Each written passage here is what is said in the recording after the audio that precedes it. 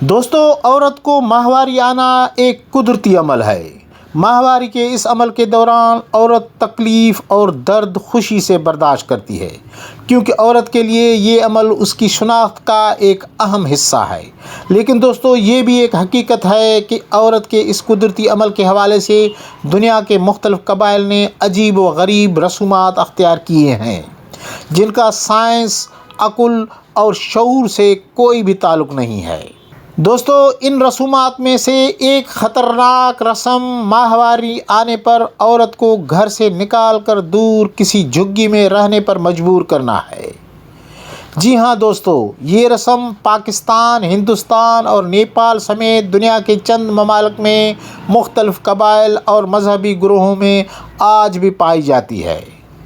تو دوستو، اس طرح کی رسم کے بارے میں معلومات کا آغاز ہندوستان سے کرتے ہیں۔ ہندوستان میں ہندو مذہب سے تعلق رکھنے والے کافی قبائل میں عورتوں کی ماہواری کے عمل کو ناپاکی سے تشبیہ دی جاتی ہے۔ ماہواری آنے پر نہ صرف عورت کے کھانے پکانے اور کھانے والی کسی چیز کو ہاتھ لگانے پر پابندی ہوتی ہے، بلکہ ان عورتوں کو گھروں سے نکال کر گاؤں سے کچھ فاصلے پر بنی ہوئی جھگیوں میں ٹھہرنے پر مجبور کیا جاتا ہے۔ ان جھگیوں کو مقامی زبان میں گاؤ کور کہا جاتا ہے۔ عورتوں کو ان جھگیوں میں اس وقت تک رہنا پڑتا ہے جب تک ان کی ماہواری کے ایام پورے نہ ہوں۔ اس دوران اس عورت پر گاؤں میں قدم رکھنے پر بھی پابندی ہوتی ہے۔ ان جھگیوں میں کھانا وغیرہ پکانے کی کوئی سہولت نہیں ہوتی۔ ان عورتوں کو کھانا خود پکانے کی بھی اجازت نہیں ہوتی۔ ان کے لیے گھر کی کوئی عورت کھانا لا کر دور سے ان کے حوالے کرتی ہے۔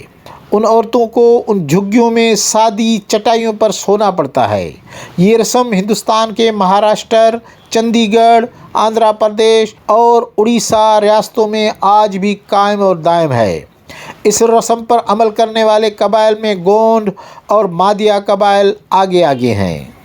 دوستو، اب ہم رخ کرتے ہیں نیپال کا، جہاں بھی عورتوں کو ماہواری کے دوران گھر سے نکال کر جھگی میں رہنے پر مجبور کیا جاتا ہے۔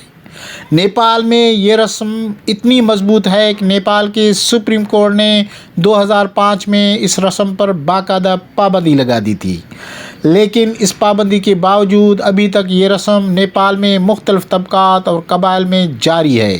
نیپال میں اس رواج کو چوپاڈی کہا جاتا ہے۔ ہندو مذہب کے اس قدیم روایت کے مطابق دوران حیض میں عورت کو ناپاک تصور کیا جاتا ہے، اور گھر کو پاک رکھنے کی غرض سے ایسی خواتین کو گھروں سے باہر مٹی کے جھوپڑیوں یا پھر جانوروں کے لیے بنائے گئے چھپر کھٹ میں رہنے کو بھیج دیا جاتا ہے۔ ایام مخصوصہ کے دوران خواتین کو تنہائی میں رہنا پڑتا ہے اور انہیں دودھ پینے کی اجازت نہیں ہوتی۔ علاوہ ازیں حیض کے دوران انہیں کھانے کو بھی بہت کم دیا جاتا ہے۔ اکیلے رہنے کی وجہ سے ان عورتوں کے ریپ ہونے اور جنگلی جانوروں کی جانب سے حملے کے خطرات بھی بڑھ جاتے ہیں۔ نیپال میں کچھ برادریوں کا ماننا ہے کہ اگر حیض کے دوران خواتین کو گھر سے باہر نہ بھیجا جائے تو ان پر بدقسمتی کے دروازے کھل جاتے ہیں۔ مثلاً ان کے خیال میں کوئی قدرتی آفت تباہی لا سکتی ہے۔ سن 2005 میں چوپاٹی کو غیر قانونی قرار دیے جانے کے باوجود نیپال کے پسماندہ مغربی حصے میں آج بھی یہ رسم قائم اور دائم ہے۔ یہ رسم اس حوالے سے بھی خطرناک ہے کہ گھر سے دور عورت کو ایک جھگی میں اکیلا رہنا پڑتا ہے، جس کی وجہ سے ان کی زندگی کو بہت سے خطرات درپیش ہو سکتے ہیں۔ کافی واقعات میں اس طرح کی عورتیں جنگلی جانوروں کے حملوں میں اپنی زندگیاں گنوا چکی ہیں۔ ان جھگیوں میں عورتوں پر جسمانی حملے بھی ہوتے ہیں اور کچھ حالات میں عورتیں سخت سردی کی وجہ سے ٹھٹر کر مر بھی جاتی ہیں۔ نیپال میں بھی کئی ایسے واقعات منظر عام پر آ چکے ہیں جن میں حیض کے باعث جھوپڑیوں میں رہنے والی عورتوں پر جنگلی جانوروں کی طرف سے حملے کیے گئے، سانپوں نے عورتوں کو ڈسا اور یہاں تک کہ عورتوں کا ریپ بھی ہوا۔ یہ واقعات ظاہر کرتے ہیں کہ نیپال کے مغربی علاقے میں چوپاڈی کی رسم اب بھی وہاں کے شہریوں کی زندگیوں کا حصہ ہے۔ دوستو آخر میں باری ہے اپنے پیارے پاکستان کی۔ پاکستان میں بھی ایک ایسا قبیلہ موجود ہے جو کہ ماہواری آنے پر اپنی عورتوں کو گھروں سے نکال کر دور ایک مخصوص جگہ پر ٹھہرنے پر مجبور کرتا ہے۔ یہ قبیلہ ہے پاکستان کے خوبصورت کیلاش علاقے کا کیلاش قبیلہ۔ دوستو کیلاش کوہ ہندوکش میں واقع ایک قبیلہ ہے جو کہ صوبہ خیبر پختونخوا کے ضلع چترال میں واقع ہے۔ یہ قبیلہ کیلاش زبان بولتا ہے جس کا تعلق دری زبانوں کے خاندان سے ہے۔ کیلاش قبائل کی ثقافت یہاں آباد قبائل میں سب سے جداگانہ خصوصیت کی حامل ہے۔ یہ قبائل مذہبی طور پر کئی خداؤں کو مانتے ہیں۔ کیلاش عورتیں لمبی اور کالی پوشاکیں پہنتے ہیں جو کہ سیپیوں اور موتیوں سے سجائی گئی ہوتی ہیں۔ کالے لباس کی وجہ سے یہ چترال میں سیاہ پوش بھی کہلاتے ہیں۔ کیلاشیوں میں پاکستانی معاشرے کے برعکس عورتوں اور مردوں کا سماجی میلاپ برا نہیں سمجھا جاتا۔ گھروں سے فرار ہو کر شادی کا رواج عام ہے، بلکہ شادی کرنے کے اس طریقوں کو سماجی طور پر تقریباً تسلیم کیا گیا ہے۔ کیلاش علاقے اور وہاں کے قبائل کے حوالے سے ایک دلچسپ بات وہاں لگنے والے تاریخی میلے ہیں۔ یہ میلے سال کے مختلف موسموں میں لگائے جاتے ہیں۔